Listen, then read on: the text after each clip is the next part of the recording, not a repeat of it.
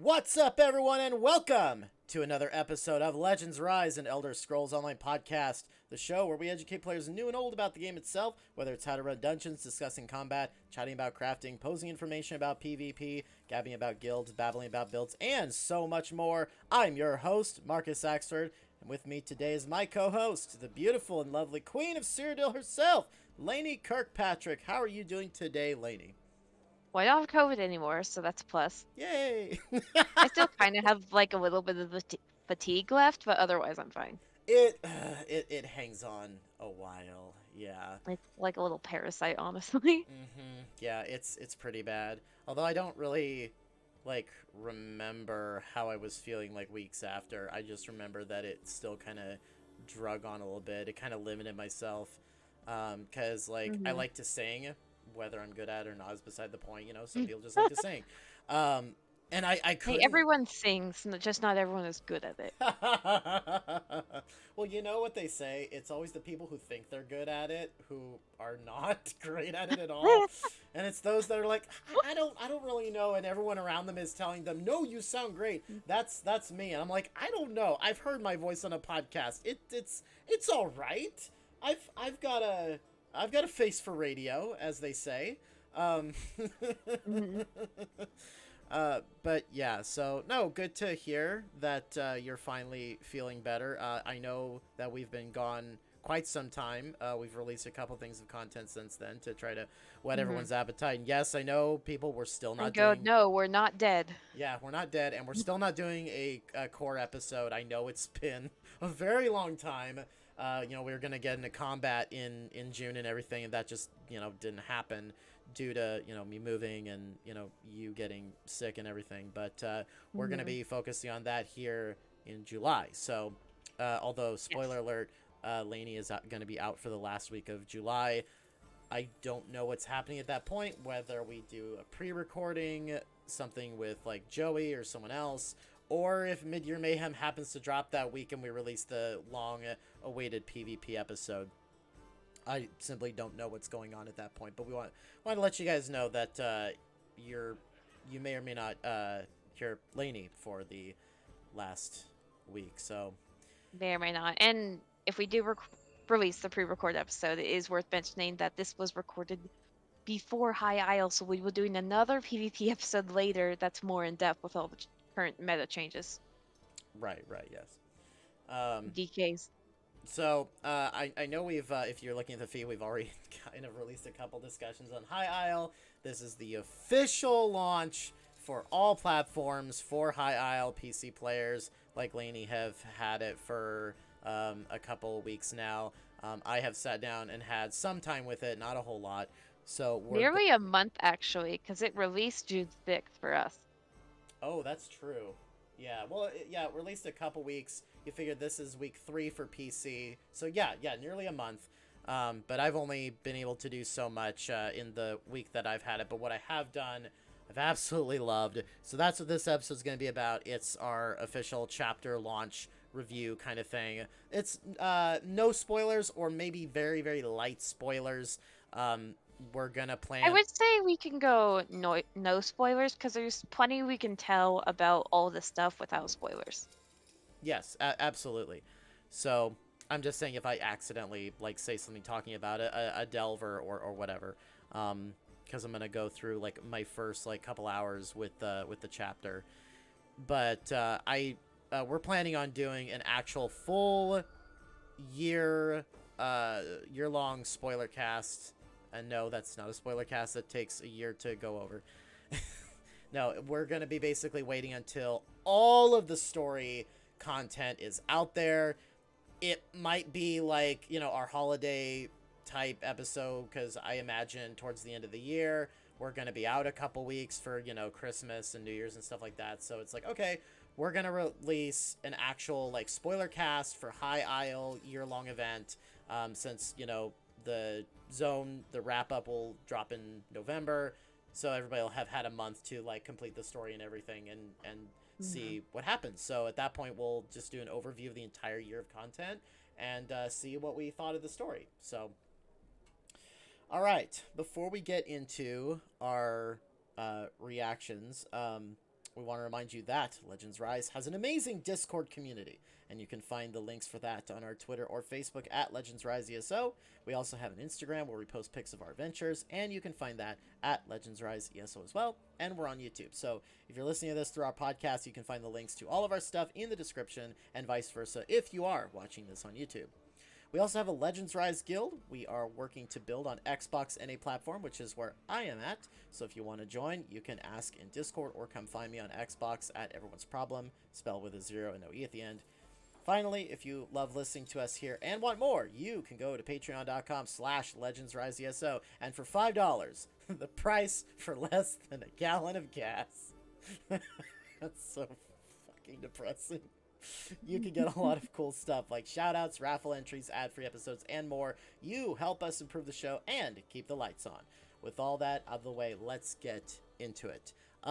Which costs more, like a Starbucks drink or a tank or a gallon of gas? So I had this thing because I got inspiration from another podcast where that's what I'm just going to do every week is do comparisons for less than a cup of Starbucks coffee.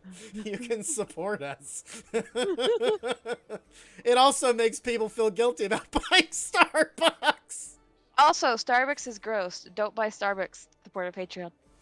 Yes, exactly. Well, in No, terms of Starbucks is gonna cancel me. Just watch. in terms of coffee drinking, like I'll go with Dutch Brothers, but we have this wonderful little coffee stand in Monmouth called Bugles, and I love it. It's like actual blended coffees and stuff like that, not the diarrhea water you get from Dutch Brothers. I'm sorry, people. I'm sorry if we lost a few listeners based on that You comment, know, but I'm originally from Washington, and there's Washington is supposed to be the evergreen state. It's really just the coffee state. Like, yeah. I'm from Eastern Washington, right? And like Seattle's even more so than Eastern Washington with this. So you just go down the block, coffee stand, coffee stand, coffee stand, coffee stand. Oh, it It gets just has better. I used to have someone who worked with me whose family owns a coffee company called Boyd's Coffee. So, yeah. Boyd's. Oh, Boyd's is you good. know of Boyd's. Of course I do. I'm from the Pacific Northwest. Yeah, their son is who worked with our company, for a while because he liked getting out and doing physical stuff. Not to go on a tangent, but he never liked the whole silver spoon thing. He always liked to just go out and work for his own money. So great guy. I haven't seen him in a while, but I hope he's doing well. But that is not why everybody came here for this wonderful coffee rant. So, Lainy, do you want to go first on your impressions of what you've seen of the chapter so far? I know that you haven't really gotten to questing. You've been in a lot of PvP. I Because have done that's the your zone thing. story. What? I have done the zone story. Oh, you've done all And of I've it? gotten the new companions. Yeah, I've done the. Yep, I got the green deck. I got my companions. I did a lot of stuff I wouldn't normally do for this podcast, so you'd never say I didn't do anything for you. What did you think? What have you thought about High Isle in general? High Island in general, beautiful zone. Beautiful, absolutely beautiful. It's gorgeous. I love it. The zone story I actually really enjoyed, and I didn't think going into it I would enjoy it. But it was full of intrigue, it was plot twisty, it had a lot of suspense, and I thought it was a lot better done with. It reminds me of Greymore in that expense, where, like, not spoiling anything, like, obviously, like, not all the loose ends are gonna get wrapped up because there is gonna be a part two, but it made me look forward to the part two, whereas I wasn't as much in Blackwood. Kind of brought me back to Greymore, where, that all was great. So, the new companions, great. For those of you who are Skyrim fans, the only reason I did get Isabel was because Laura Bailey voices her. And if you played Skyrim, you know Laura Bailey is Serana.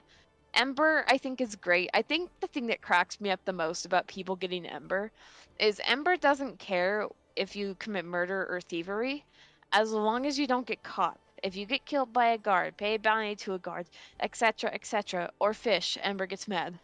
I've heard of that. Which, by the way, it's ironic that she doesn't like fishing, considering she's a Khajiit. Maybe okay, to be fair, watching you just sit there and fish for hours is probably not the most fun thing for her. I mean, that's true. I mean, I wouldn't want to anybody to watch me fish for hours. I can't imagine that. But Hmm. yeah, no, I know what you mean. Again, I'm in the middle of the Blackwood chapter, not the zone, like the middle whole story, in the middle of the chapter, because I'm pretty much at the part where you have to if you want to, I'm guessing if you want a good fighting force, you need to actually like go and complete everything. So that's what I'm having to do right now before I move I on mean, to I the think main that story. part, like, it's gonna take you a while, but ultimately, like, that's what you're doing. I know people who did the High Isle, and now they're going on a new character and just doing all the stories Yeah, in order, like actual in order of happening. yeah, and that's what I tried to do. Like again, like I was talking about, I wanted to end. Again, I know that this is supposed to be a high isle discussion, but I didn't get to Blackwood, and I'm so glad I did the Dark Brotherhood because it's like, oh, this is happening. Okay, and I told you you would understand. yeah, yeah, and of course, like Rothgar and all that, completing all these, and yeah, again, High Isles. Murkmire too, Oh yeah, for a little bit of it. Yeah, Murkmire's kind of important a little bit. yeah, yeah.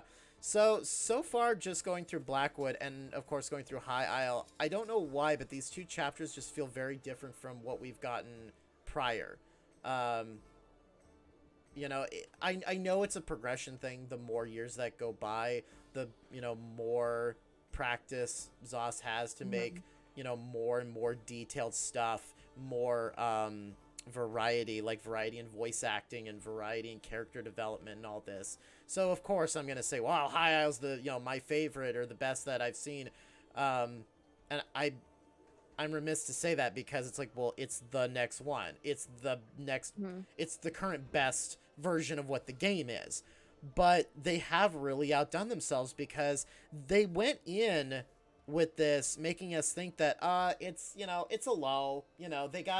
They're just making this content and getting it out there, so they're not doing so much work, but they're giving us something and they're working on all the back end stuff because God knows how much back end stuff has like piled up while they've been trying to work on current content. So it's like, okay, there's not that much, but then you actually go into Heil and go, whoa, man, Well, they we just knew they would be working on it. I know, like they're working on teeny tiny breadcrumbs for PvP, which, in my PvP community is both good and bad. I tend to try to look at the bright side and realize, okay, sure, we gotta take the crumbs given to us, but hopefully eventually something bigger will come.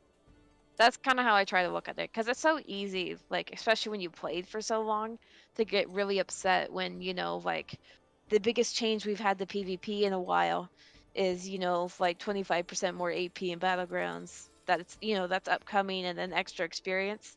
So I understand that, but it's I think really important for me to realize that it might help get people into PvP, which pot problem has always been a thing. Um, I think one of my favorite things about Hyle actually is giant clams are everywhere on the coast. What I run like two different expensive buff foods that use pattern mother of pearl and clam gall, and previously the only place to farm them was Somerset, and there was not a good drop rate. They're all over the coast in High Isle. So take clam gall for example. On PCNA, clam gall was going for 3.5k a piece. oh my. It's now dropped down to like 2,000 a piece just from high auto dropping. I was really excited. And I know it's like this weird thing that it is, but when I have to farm all that buff food and spend gold on all that buff food, it kind of comes in handy for it to be way less expensive because that means my buff food is now cheaper to make and to buy.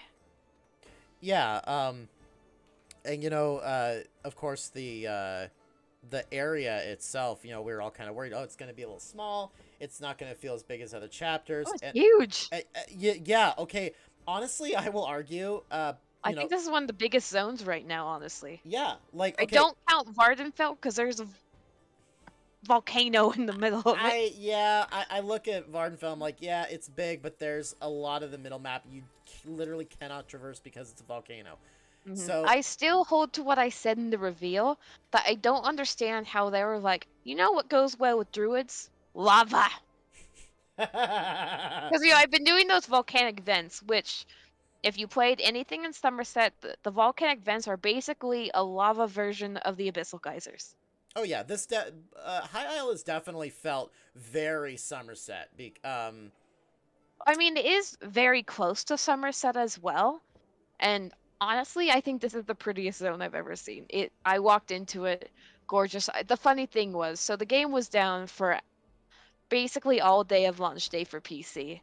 And I'm one of the first people who get into the game. I get into the new zone and someone's like, "So where do I get this thing?" And I'm just like, "Dude, it released 5 minutes ago, chill." Yeah, yeah. But it was funny because people are just like, "I don't know where to go." I'm like, "Neither do we." Yeah, like I'm in the game right now and I'm on the All Flags islet and I just look around and like yeah, like we are talking about, oh, honestly, this has got to be one of the biggest if not for biggest landmass, just biggest feeling chapters because of all the different Hmm. biomes, because of the verticality. This is very much that, and I believe I talked about in the interview that I did with the 10th Divine this last Saturday, which, by the way, by the time our episode's out, the interview that I did with them should be out the day before it released on Thursday, and we release these episodes on Friday. So go check Hmm. that out. It's a great listen, and I talk about how it's very when Skyrim was announced and Todd Howard said, "Hey, you see that mountain? You can go to it." Like everything in High Isle is traversable, but it's like I'm on the All Flags Isle, but I could go up along one of those paths, and I'm high up on the cliff, and I'm looking down at this little island, and you look around at everything else, and this is just this area, and then you're looking around at all the beaches, and it's wonderful because it's not just one castle, it's many. So Hmm. it's not like Daggerfall, or I should say Glenumbra, where it's just Daggerfall Castle and everything else is just kind of like, moors and Hmm. fields and, This is an island retreat for so many noble houses, and some noble houses only live here. But like there's manors, there's castles, and I just think they've got like I love the feudal system of medieval times, and I think they just got that down smack with this. yeah, Arthurian. And Mm-hmm. lore-wise, Bretons are actually very fascinating. I always call them boring because in ESO they have been. Like they don't have a lot. They've been a very boring race in ESO, and that has changed with High Isle. There's so much more intrigue, like the political intrigue. It was amazing. I would definitely recommend playing the Zone story, and I think you'll really love it. And without spoiling, there are a couple recurring characters that you've met before from the base game who have new outfits and look so much better, who actually look like they fit what their role is supposed to be, whereas before they kind of didn't. Yeah, I like how unique some of these characters look. Like, oh god, the lady that you're trying to help for the main story, who's in blue and black. Oh, Arabelle, and Air, you, yeah, uh, Lady the Arabelle, I one in think. like the blue and brown dress. It's I think it's black, but yeah, just the It, way, it's brown. but the way she's dressed is like, wow, this is a unique looking character. Oh, so then you probably don't know this actually. You get that costume on completion of the Zone story. Yay! It's actually a really neat costume. Like I really like it. Yeah, I don't like a lot of like dress type costumes, but there are only a couple that I actually do really enjoy. I'm really glad to hear all of this positive feedback from you because, anybody who's listening to the show going in, you were very much not at all certain about the Breton story, about the political intrigue. You're like, all this sounds boring. But, like, between just the beauty of the island, the characters, the voice acting. Oh my god, I was doing a tribute stream. And I'm like, it's Billy Boyd! I found Billy Boyd! So my roommate and like Lord of the Rings as well. So I put my headset on her and did the intro quest through another character other than my main. I'm just like, do you recognize? Oh, she's like, I don't know where the place is. I'm like, it's Pippin! Yep. And I am probably the biggest Lord of the Rings fan. You think I'm a big lore buff with Elder Scrolls? You have not seen me with Lord of the Rings and The Hobbit. I love it. So I own all the movies, all six of them, and extended editions, and like I have like a 50th anniversary copy of the books. Um, but it's just that like I was so excited to see him, and I think for me, since I wasn't too wild about the card game, still not completely wild, but it's all right. Um, it was kind of nice to like hear his voice because it kind of took away my initial like card game. Right, right. You know what I mean? It's okay. Like, That's what I'm and here for. I love Tales of Tribute. and I'm not against it, right? Like, it can be fun. It's just very time consuming. Well, I think for how long the would you I say think that there were your matches are lasting? I had one that a ranked match that lasted a half hour. Okay, see, mine are lasting usually about 10 minutes. It's normally about 10, 15 minutes. I think it's great if you're really bored and have nothing else to do. But see, my problem with fighting other players is the first match I got was this popular streamer. And so obviously he was trying to explain to his stream what he thought I was doing, what he was doing. But I kind of threw the match because I got so bored.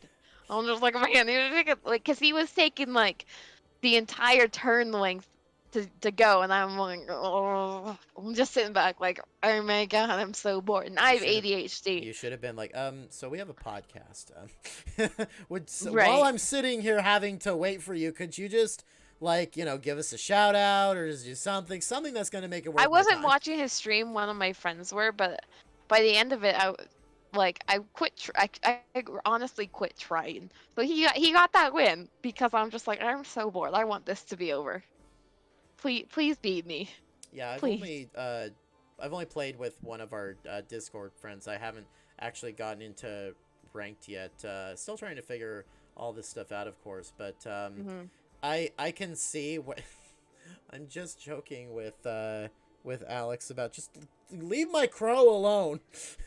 Oh my, oh My my god. crow.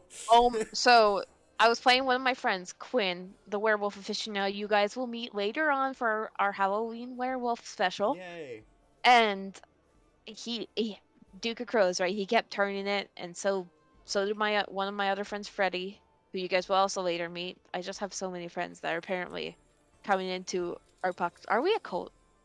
I We feel like we could be. we could be. We could very much be an Unofficially, ESO of code. course. Coat Legally, we're not a cult. cult. Unofficially, we're not a cult. Come drink my Kool-Aid. As long as it's alcoholic. Oh, but But- yeah, I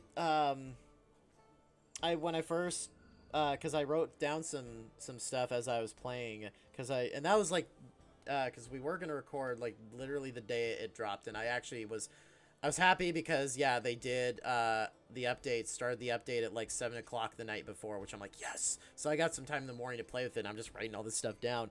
But yeah, like I did my first world boss and got my deck fragment. World bosses, by the way, oh my god, they upped the Okay, ante. yeah. There's also a world boss that is extremely reminiscent of a certain Indrik boss that I hate with all of my heart. Oh, you mean the frickin' fawn? Mm. Yeah. But it's funny because people doing it when like the like the line keeps coming out. It's like they've never done summers because it's I very just similar to that boss. Yeah, I just backed up to the edges. Well, it's that boss. There's what is it? The one from Depths of Malatar at the end that does that. Mhm. I Um, believe I uh believe it's in Fanglair I was at gonna the say final boss as yes. well. Yes, Yeah. Fanglair. We've seen this mechanic before, but we've only seen it in a well, have we was it a world boss in Somerset? It was a world boss in Somerset.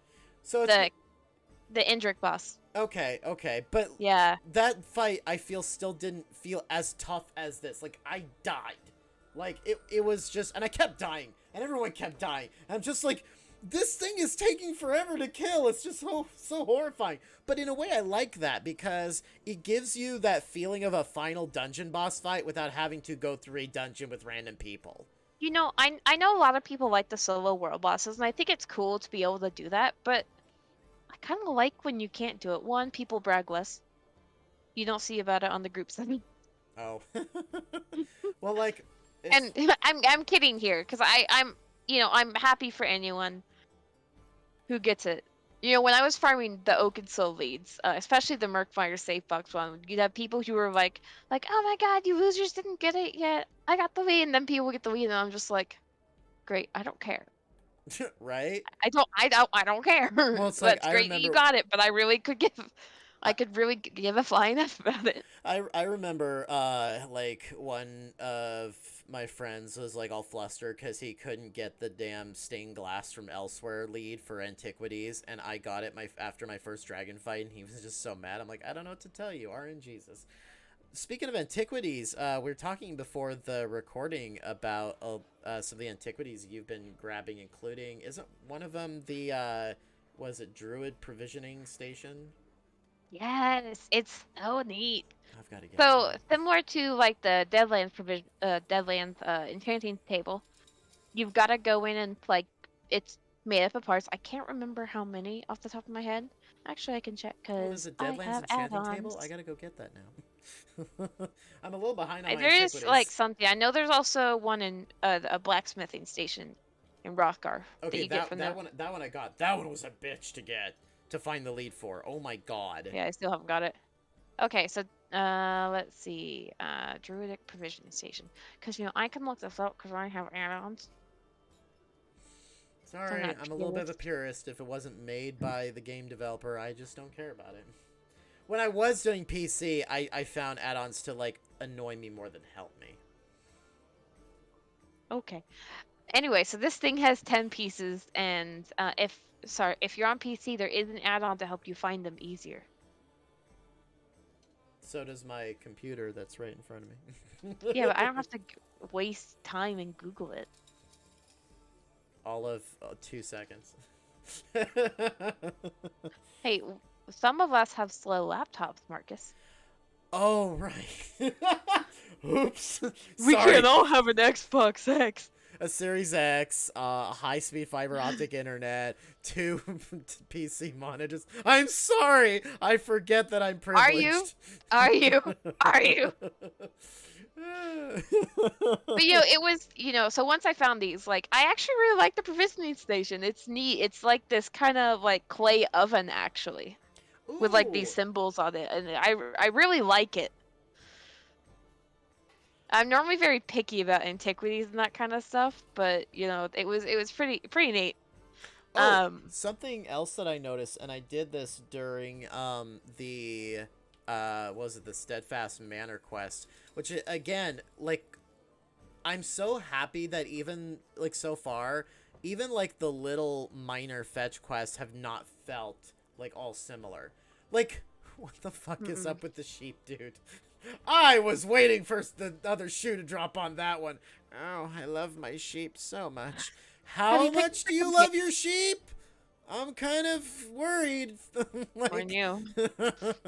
Have you picked up the companions yet? no, I have not.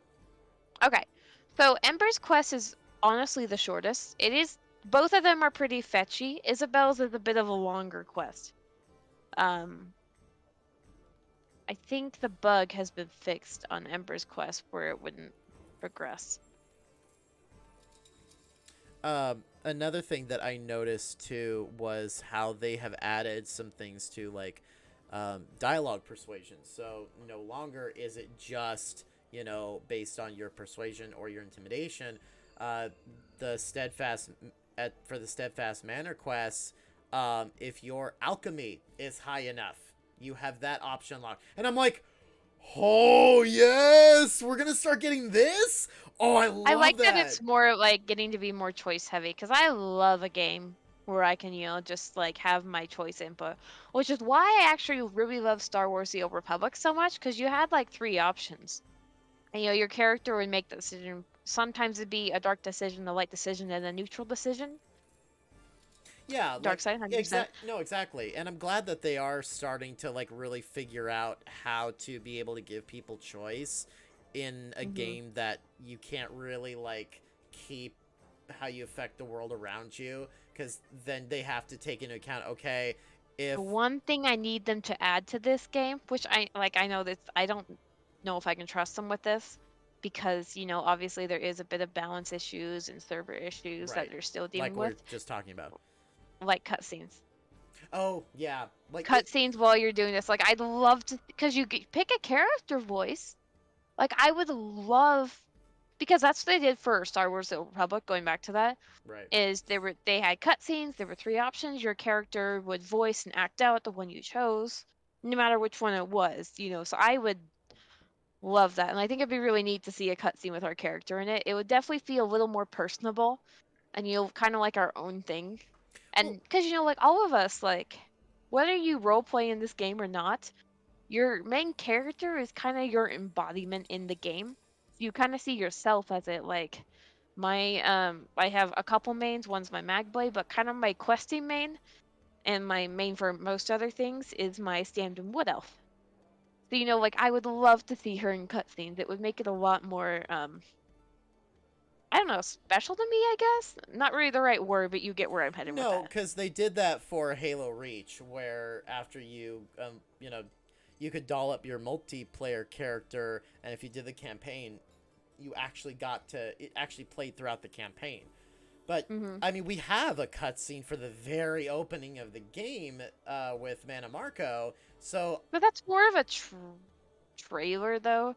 Like you can skip it, but it's basically like this trailer. but what I'm saying is it was a really Mhm. good looking opening cutscene Oh where yeah. you're being thrown onto this slab to be gutted and sacrificed to Molag Bal. And I thought we were gonna get more of those, and we never did. So it's like I would love where I mean, but at this point in the game's development, to be able to you know backlog everything as they should do, instead of going, okay, well, with the next chapter we're just gonna start doing it with only that content. And it's like, cool, but I kind of want it for everything, for like all the main Right. quest stuff. Like, even if you just do a cutscene for I don't know, like every main Be like you finale or could whatever. like yeah, like every main story zone, like you don't have like I would be okay if they didn't do the side quests. A perfect world they would. But they'd also need to find a way to balance it with server issues, and that's where I'm kind of hesitant about it. Yeah. As much Oh, as I would love it, I'm not sure if they could, get that done. no, but like and I always think of Elsewhere when I think of these cutscenes, because Elsewhere was an epic finale. But if they just Oh, took the cutscenes yeah. that they used for like the Game Awards and E3 and all those that they actually did for every time they dropped a new content and showed us more of the story, if they actually put those in the game, that would have been really epic. Oh yeah, 100% agreed. So moving on, we're still talking about antiquities here. There are a few new ones. I would say the most popular is Oaken Soul, collectively known as Broken Soul. Yes. And if you're a werewolf, you call it Borkin Soul. Oh my god. I want to Actually, create. so I was talking to Discord calling it Broken Soul, and I was actually thinking like I want to call it Borkin Soul, but I don't know if people will laugh at it. So then my friend Quinn actually pops in. He is big werewolf guy. And he's like, "You mean Borkensoul?" I'm just like, "Oh my god, I wanted to say it. I wish I had." Yeah. So the leads. One lead you have to collect Ornos and Quinubra, which only took me like 10, and I farmed this the day it came out. Because I clearly hate myself. I mean, anyway, if you farm Oakensoul like the day like it released, you probably either hate yourself or you really just don't care what No, you I'm put just yourself through. now I'm thinking about it. I'm like, wow, I really wish I had like completed Murkmire now when everybody and their mother's actually in the zone to help with things like, oh, I don't know, the Walks Like Thunder World Boss. I hate that thing. And if you have ever fought it, you know why I hate it. Oh, I hate it. I'm gonna heal myself. You need like 12 people there. It's like a trial boss. Stop it! Okay, so funny story about this, right? So you should have seen Zone Chat the day it got released, especially in Murkmire. Oh god, I can only So imagine. Thus did something absolutely brilliant. They're like, we already have a purple lead in the Murkmire safe boxes. Why don't we add the last lead to the ring that everyone's gonna want and make it as painful as possible as we can for them? I mean, it sounds like something I do. You have to hate your player base. Work I'm for kidding. it, I don't think they bitches. totally hate us. They just hate, some of us. So another lead, let's see, I'm trying to just remind myself here. Mudcrab Beach. So the first night, you know, like I've told you about Mudcrab Beach, right? With like the world boss and Oh, in Stone Falls? Stormhaven actually. There's a world boss, it's a Mudcrab world boss, and it's Oh, collectively known as Mudcrab Beach right now yeah, I think because I know there's a what you're talking lead about. for Oakensoul that drops from there. And only the top 10 DPS can loot it. Oh, yeah, it's literally called Mud Crab Beach for the world boss. Hmm. Okay. Yeah, I'm remembering that boss now. Yeah, so, but it was really funny because there are all these tanks and healers who were just so angry in zone chat.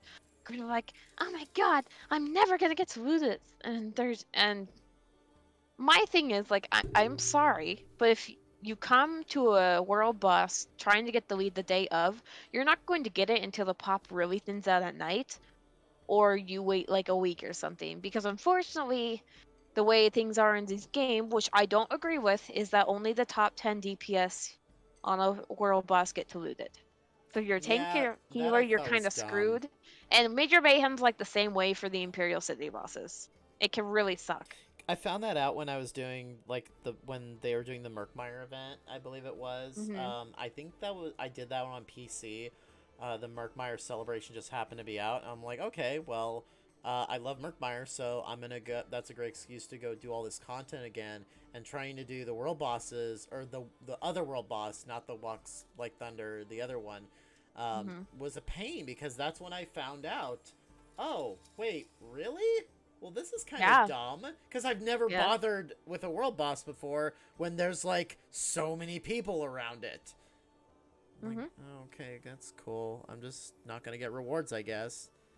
While we're on the topic of Oakensoul, and like I told Marcus before, we like this is something I do want to talk about because one, I have a little bit of a platform to do it, and you all have to listen to me unless you choose not to. And two, like there's a lot of toxicity surrounding this ring, both on PVE and PvPers. I've heard a lot of PvEers saying it should be taken out of PvP because it's just going to get nerfed, and that's going to be the PvPer's fault. Whether it is nerfed because of PvP or not, the PvPers are sadly gonna get blamed. And I will say, for everyone who thinks PvPers are toxic, I don't agree. Having, PvP'd a lot myself, but there's equal opportunity to be toxic and non-toxic in both PvE and PvP, and I've, met my fair share of toxic people in PvE. So, with that being said, I do think that the ring should be nerfed. I think it should. Think it's going to get nerfed once sales drop off. Because right now, Oakensoul, because it's kind of the meta, it's it's a big selling point right now. If like people are wanting to get Oakensoul, I think they need to remove force and heroism, and then it's fine. I think the ring is just too much in all content. I don't think it should be removed from either of them. And obviously, this is my own perspective, but like we can like all sit around in a campfire and point our fingers at whoever we think got the ring nerf, whether it was PvE or PvP or some other reason entirely. Like, what if they had always planned to nerf that down after sales dropped off? They knew with it being the most anticipated, it was going to be a selling point. Well, You know what I mean? I've mentioned this before. I mean, my own personal opinion. People can debate it or not. I think it is PvP's fault is not the right word, but it is because of PvP, and I say this because it is like with anything that has to do with, not that PvP does tournaments or anything, but what I mean is, let's take Magic the Gathering for example. We get stuff banned because I play Commander a whole lot, and we get stuff banned in Commander because they do tournaments and they look at what's being OP in tournaments, and I mean I'm not saying all the time, no different than like in ESO, not everything is nerfed because of PvP. Sometimes it Right. is things that are just running rampant in dungeons or whatever other content that they do it for. And it's no different than Right. Magic. But more often than not, they look at a card and go, okay, we're going to ban it because it's just being really dumb and, it's tournament stuff. So there's money involved in all that stuff. So they Hey, have to monitor it. I will say one thing: the PvPers, they that some people like to diss on. We weren't the ones cheating on the card game. No, and like I said, I totally get that. I'm Which saying I don't even understand how they cheated on the card game, but apparently they did. I think I heard that too. There Yeah, was an yeah. exploit that like some people actually got banned over. Yeah, I think I heard that too. But like I said, I'm not Mhm. saying there's blame. I'm saying somebody who's seen other things similar to that. I can kind of understand it's the more competitive versus the casual. Competitive always shapes how a game plays out. Oh Uh, yeah. so card games are a perfect example of this. Even though us casual people did nothing wrong, and yeah, technically, like we could still house rule. Okay, we can play this card as long as nobody like is too up in arms about it. But again, I'm kind of a purist in that I like official things. So it's like, well, I can't play this card because the officials say I can't. So, but that's my personal stance on it. It's not blaming. It's just kind of giving a perspective of competitive versus casual and how things kind of usually shape out anyway. Of course. And I 100% understand that. I think my take on it is I've played PvP a long time. I played PvE a long time. I've played, for example, Nightblade a long time. I've seen Nightblade nerf because of PvP, and I've seen it nerf because of PvE. At one point, Magblade, which is my class that I played since beta, it was top DPS for a long time. But the meta always changes. Like for example, the current meta is DKs. I remember a time where DKs were only viable as tanks. The meta goes up and down. The population goes up and down, whether in PvE or PvP. That being said, I did do the new trial, and it's great. It's very difficult, especially on vet. The last boss is a nightmare. Yeah, I was gonna do that trial for the pillager set for my tank because I'm like, oh cool, I can give ultimate to everybody. But then like I was listening to our friends over at Red Diamond Courier and they were going over the patch notes and I'm like, oh, they changed it from a percentage to an actual number. Cool. I would still just say go do the trial. Take a couple people who know it because that's what I did when I did it. We did it on normal. It was actually really fun. See, my thing though, when people are explaining mechs to me, is oftentimes people take forever to explain mechs. And I have ADHD, so I've squirreled off long before we get to the point where we need to. Um, so, by then, I have no idea what's going on. My brain listened to the first part of it and missed all the important stuff because it's just like, what? I'm just kind of just gonna go off here, smell the roses, etc., etc. So I had no idea what I was doing most of the trial. Yeah, I'm very much a learn by doing kind of individual. Like you can explain to me and I'll kind of it's like no different than Tales of Tribute, which we haven't really talked much about, so I guess well, I know we're kind of all over the place and you I know, mean, this is kind of our big return episode. We promise to be all over the place, and we do not disappoint. yeah, exactly. But, as far as like yeah, Tales of Tribute, it's one of those where like even looking at people playing I'm like still don't really get it, but as soon as I got my hands on I'm like okay, nope, I get, and I'm watching how the AIs work and stuff and what they're doing, and I'm like, why are they? What's Ritcoin? Like, what? How do you? Okay, so the idea is when you have the opportunity and have a couple gold to spare and you're out of, but you want to try to get those Rit coins early on to power up your what you buy early on. Oh, you want to focus on buying early on rather than gaining power and prestige and all this stuff. I So mean, yeah, 100%. You want to play the long game with it. It's very much strategy as much as it is luck. And like Marcus knows, y'all know, because you heard me during the reveal. I was not in favor of this card game, and I'm still kind of iffy on it. The rewards are decent. I'm playing it for the rewards. I get transfer crystals that way, and I never have enough. And I'm not gonna sit here and go, "Oh my God, this is the worst thing ever." It's definitely a combination of Dominion, Gwent, got so many, basically every card game inside the game with an Elder Scrolls skin, and I'm not mad about that. Like I will still call it Elder Scrolls Gwent because I have the most experience playing Gwent. right. And that's kind of why I likened it to Gwent so much, even though it's not exactly like it. Um, I like I don't think it's Horde. I have the green deck for it. I got the fragments of the first deck, I'm and so jealous. I there's want to get other. all the decks. Oh yeah, I'll eventually get it, and I'm more playing it for the rewards, and I'm kind of having a lot more fun playing with some friends. I was playing my friend Quinn a bunch, and I got a firmer grasp on the game.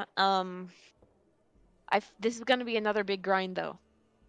Yeah, no, A it's huge definitely grind. something that we're going to be sitting down and enjoying for a long time. I will say that Tales of Tribute runs flawlessly. Well, okay, aside from the exploits that we've been hearing, it could have been a lot more broken and unplayable. It could have been a lot more broken, and I'm very, very glad that it wasn't. I think like most importantly there, like my big takeaway with the card game was I tried to keep an open mind. I'm still not exactly wild about it, but I still stand by what I said in the preview episode of Zoth took like all these different card games that are in all these games, and like made their own, which is fine.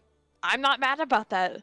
But what I do laugh over is the fact that when I was watching the reveal, I very much got the vibe that they were just like, "Oh my god, it's so cool! No one's ever done it before." And I'm just like, and meanwhile, the entire spat is going gwent, gwent, gwent, gwent, gwent.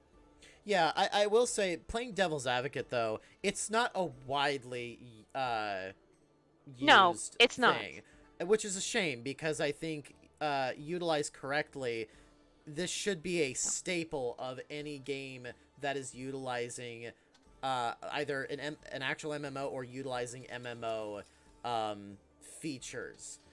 So it's like, yeah, well, even if you don't do that, like Witcher 3 showed us how cool a card game could be, even just as a single player going through and beating NPCs and stuff.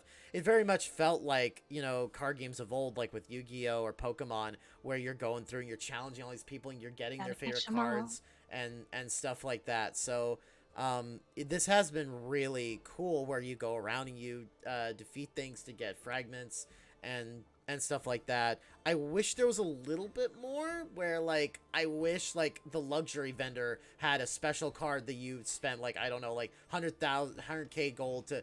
But then I also get where you're kind of going off of the goal that they set out to make it fair and playable for everyone, and kind of going more into the, well, now you're a special your opponent still has the opportunity to use that card, absolutely, but it's still something you're not going to see as much I think versus my like a whole favorite thing deck. about Gwent though was it was seamlessly built into the game, where I don't feel it's as seamlessly in ESO.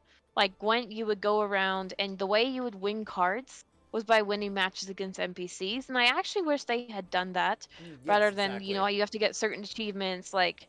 And I know like there is like a couple like patrons that you can get through like the actual quest line for this thing, but I just think it would have been a lot more seamless had they added more into like, because maybe that's how you get more people interested into playing earlier zones, or going back and re-exploring stuff, is you do that.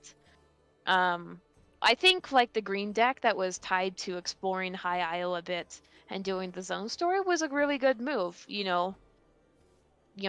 It gets people into doing the zone, more interested in it. um but I it could have been better, but Yeah, like I said, a it could part of have me. it could have been a lot worse, and I don't hate it as much as I thought I would. I'm not I wouldn't say I'm like a huge like groupie, although I was in High Isle one day, and this guy kept messaging me and all my friends who were also in High Isle going, "You want to join my card game guild?" Like, like the whole like, "You want to buy a sundial?" That's another thing I never actually thought of, is the fact that now we get new guilds popping up from this. Never Well, even thought of. That's actually kind of cool. technically there is no category for it in the guild finder, which I honestly think is good. Right, but You I'm don't need a saying you. card. I Uh, just think a card game guild is dumb. That can easily be a social guild. Like, sure, you can have people do like tournaments together, but I just think building a guild solely around the card game isn't going to help it grow as fast, because like I said, not everyone is interested in the card game which is fine. Not everyone is even going to play the card game. I know Venus wants to play the card game because he gets emotes from it, and Venus apparently is an emote junkie.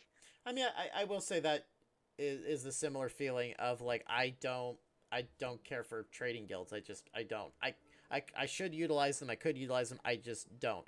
So, you know, there are definitely like specific guilds out there that are not going to be for everybody, but I still like the idea that maybe not now, because as you said, we're still in the new stages of this thing. I'm excited to see what Tales of Trivia becomes down the road, and those guilds actually become more important, more prevalent kind of thing. Uh-huh. But like you said, I that was kind of my thing where I wish we could have been like finding random common cards from wandering merchants, or again the Lux vendor.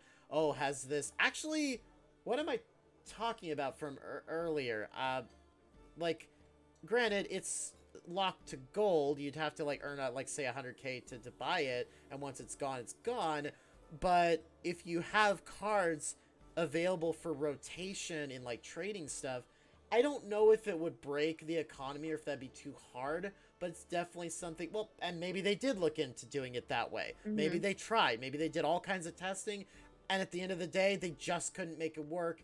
We don't know. That's some of the transparency where I wish we would get. And if I ever get, you know, Gina on the show, maybe that's something I can ask her. Like, you know, how much gets cut out because it has to, because they've just tried and tried and tried and couldn't make it work. And maybe this is where they've tried to make different variations of this card game work, and this is just what they ended up with. I think what I'm happiest about, Marcus, is that there are no patrons or decks available in the Crown Store.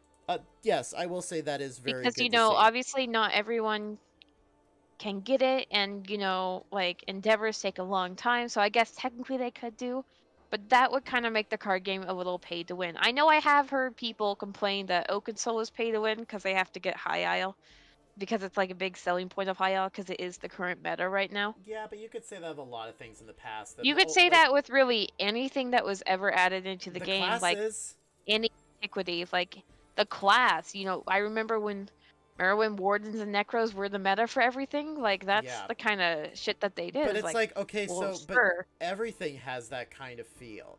Like Mhm. any MMO is gonna have like classes and stuff like that behind. You're just not gonna get things. Like that's the part about when I talk about the consumer market is the most toxic thing of all. It's, you know, yeah, that entitlement. It's like, well, then how the hell are they supposed to make money and make the game better and feed their employees? Like, you can't just expect everything to be free. At some point, that whole pay to win thing has to come in, because at the end of the day, it's a business. So they need to try to make as much money as possible while making the game better and being able to provide adequate compensation to the people that are working on this. Mhm. But I'm trying to think if we've covered everything. We've talked about some of the questing, which, by the way, I have to do because I talked about how it feels a little Somerset. There is a light spoiler. We do get mention of the Slode again. Um, like, if you know anything about the Slode and the history of that, then I mean, once you see All Flags Navy Isle, you're gonna go, ooh, I'm gonna go there and see what they're talking about. And yeah, I definitely recommend. There's gonna be plaques that you have to like look at, read, Mhm. because I did, and it was, wow, it was absolutely fantastic. I'm not gonna say what returning characters tied to that quest line, but once you, if you know, you know. You're like, really? You know, some of the characters that really show up, I think they were a really good mix of characters. Like some of my favorite characters, like we talked about Zaji and Jakarn from, Mm-hmm. you know, the dungeons, which I don't really give a crap about Is Khalid. is is She's Jakarn kind of like a even more character. pervy than he was before? I feel he is. When is he not? I just I would make a good Jakarn, wouldn't I? maybe, Mister, I don't know what Vine is. maybe. Okay, you know what? I get it. I'm a fossil. I've had a friend of mine go, "Hey, do you know what?" No, people, when you were younger, Vine was around, Marcus. Never heard of it. Marcus had never heard of Vine. I had to explain to someone like eons older than me I what Vine was. yeah, I don't. I've maybe I've heard of it because of the videos or whatever, but I because was it they were called Vines or something like that, like, but it wasn't in my scope back then. You figure TikToks are a thing now, and they're barely in my scope. Like it's just I mean, I mostly pretend TikTok doesn't exist. yeah, yeah. I don't like. I'm not gonna get on the bandwagon of making TikTok videos. I mean, maybe I'd be good at it, but I don't know. It's not my thing. But yeah, like Vine, I think I'd heard of it, but I don't know. But it You was know what MySpace is? yeah, I actually mentioned MySpace in the Wow. interview because that's how I started games journalism. Was on MySpace with the Yeah. sticky note feature. Oh I god. know we're running short on time. Is there anything else we wanted to go over as part of this coming back kind of high IL thing? You know, I don't think so. Cause yeah, I'm trying to think. We've actually covered quite a bit. We've talked about the card game, the ring, the I landscape. This even is said nice absolutely things about the card game. yes. Again, one of those things where it's like your feedback was a lot more surprising. That like it was unexpected. Like, it was nice to hear that you're like, I don't hate it. I understand that it has a place now versus before. Because yeah, it does feel a little bit bigger than we thought it was going to feel. So like hmm overall, looking at all of High Isle, it does feel like a chapter, and it's very filling, and I'm liking it. Yeah. The story And content, I really love the Zone story. There's even Darth Vader in there. I I apparently have not reached that part yet. There's one of the characters who ends up being like like one of the who's one of the big antagonists of the High Isle Zone.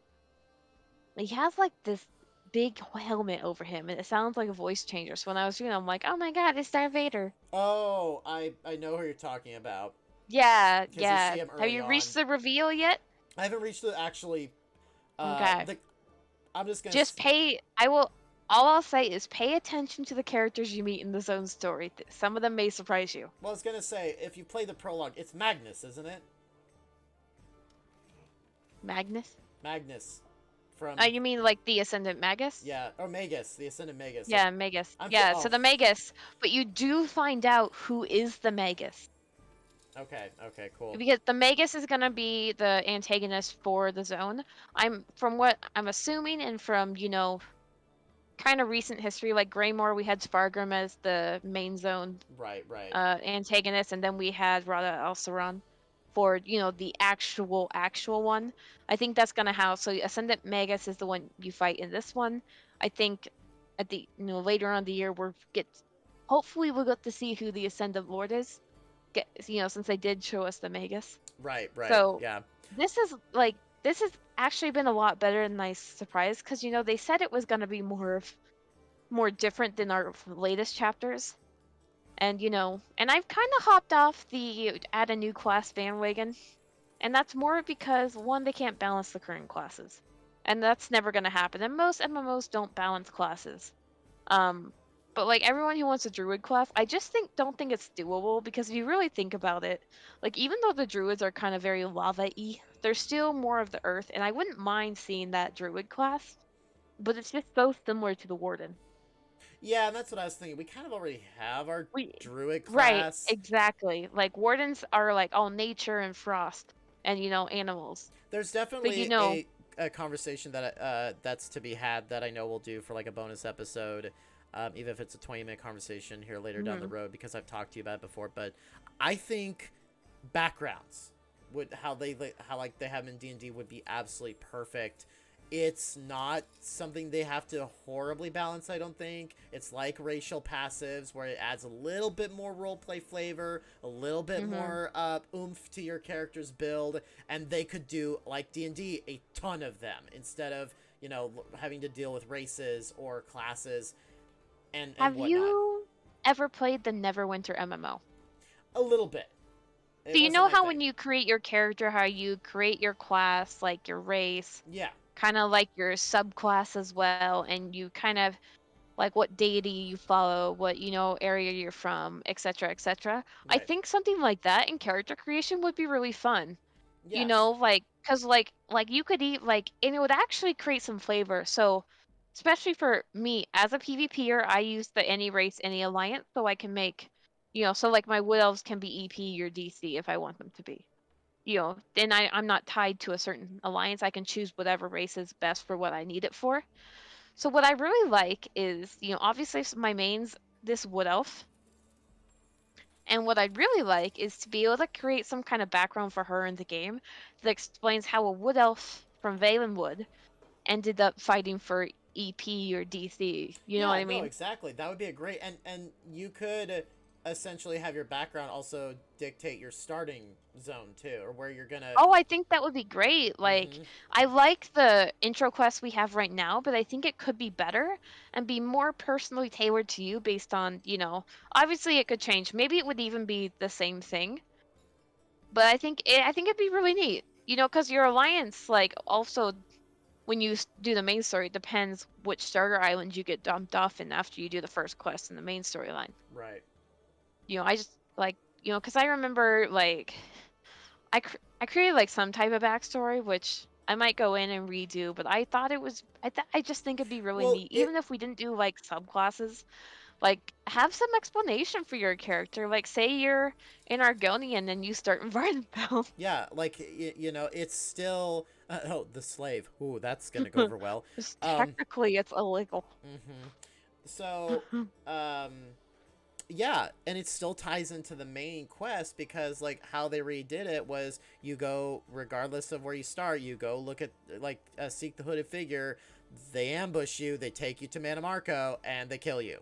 You can still do Hmm. your background where you start wherever, and then oh, there's this hooded figure, oh, I'm now dead, and then you go do that quest line and you're dropped off at the islands and you actually start your alliance adventure, whatever it is. This all could still work Hmm. out very well. So Oh yeah, and like for example, like my wood elf who was EP, like I had a little bit of a backstory for her. She grew up in Haven, and which was that little coastal town, and like first chance she got, she hopped off, out of there. yeah, So I, I I think just it's think like perfect. anything really, I think if you can like personalize your gaming experience like in the game a little more, I think that would be really fun. And I'd honestly take that over a new class. Yeah, no, so would I. But we'll definitely talk more about it in a future bonus episode because I definitely want to deep dive into that. But unfortunately, Hmm. we are out of time. But overall review, High Isle is absolutely amazing.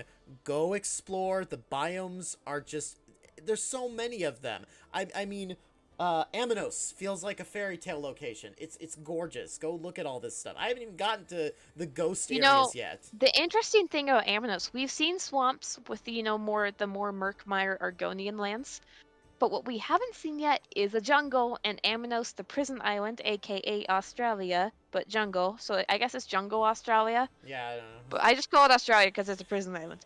But it's a jungle. It's gorgeous, and it's honestly, I was actually commenting on this to one of my friends I was going in High Island doing vents with, which it took him 43 vents to get the Oakensill lead.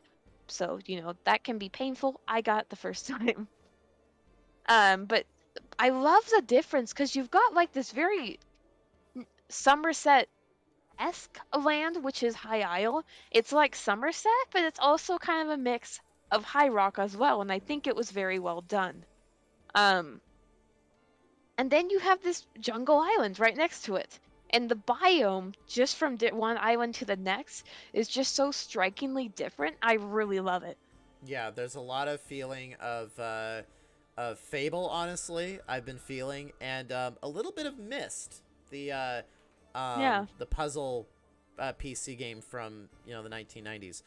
So I don't know why. That's just those are what I conjure in my mind. But yeah, the questing is amazing. Do not skip out on any quests. Do them all. Explore the landscape. Do the card game. Play with your companions. It's just an absolutely magnificent chapter. And I can't wait to see what comes next. I think it was very well done. So I'm really excited to see what they bring us, when we get the second zone. Because I went into this, Very don't be skeptical. excited, never be Very, very very skeptical. And, skeptical. I felt I had reason to be. Yeah. And there are some things I'm still skeptical over, but all in all, I really like the zone. I really like what they've done with it. Um, I'm still kind of wary about the card game because things could change. They could nerf the rewards that you get, which is kind of why I'm playing it. Yeah. No. But Exactly. like I'm trying to find what I like in it. I'm trying to see the best in what they're adding, with hopes that I will get a PvP update that is more than experience gain. Yep. No. Exactly. All right, ladies and gentlemen, that is it for this episode of Legends Rise. Thank you all so much for joining us. And remember, if you want more stuff, you can check out our Discord. Once again, the links to those are on our Facebook and Twitter at LegendsRiseESO. Come be a part of the fun and make some new friends. And if you want more out of your experience, you can go to patreon.com/LegendsRiseESO and become a Legends Plus member. Music is Sons of Skyrim Epic Metal Remix, edited by me and performed by Brandon Strader. And you can find him on YouTube and Facebook at BESTRADER. That's Best Raider. Hope you all enjoyed the new intro I spliced together. I had a lot of fun doing it. It's a lot more sudden. Lainy, where can the fine folks find you at? Well, as always, you can find me on ESO on PCNA at a Dexy the One-Eyed. There's a little dash between one and eyed. Excellent. Yes, and you can find me once again on Xbox at Everyone's Problem, spelled with a zero, no E at the end. Come hang out with me on the North American server, or if you aren't up for ESO, come join us on Halo, COD, Minecraft, and a bunch of other stuff. I get together with my real-life friends and do some really fun stuff. And if you like dark, twisted humor, haha, welcome to the party. All right, Lainey, is there anything else? I mean, the only thing I'm thinking to say really is I'm so sorry you guys had to wait so long for us both to be on the same episode. Thankfully, I'm no longer dying. Marcus has moved, so Yeah, I'm I have a really wonderful excited. Office background. If you're watching on YouTube, I've mentioned it on the Bethesda Xbox React episode about all the really cool stuff I've got going on. I still got a few more things, like I gotta put something up from where behind the door is. Usually that door's open, so that space back there is usually occupied by a door. But clearly I need to fill it with something, anything. Alrighty, guys. Until next time, we will see you in Tamriel.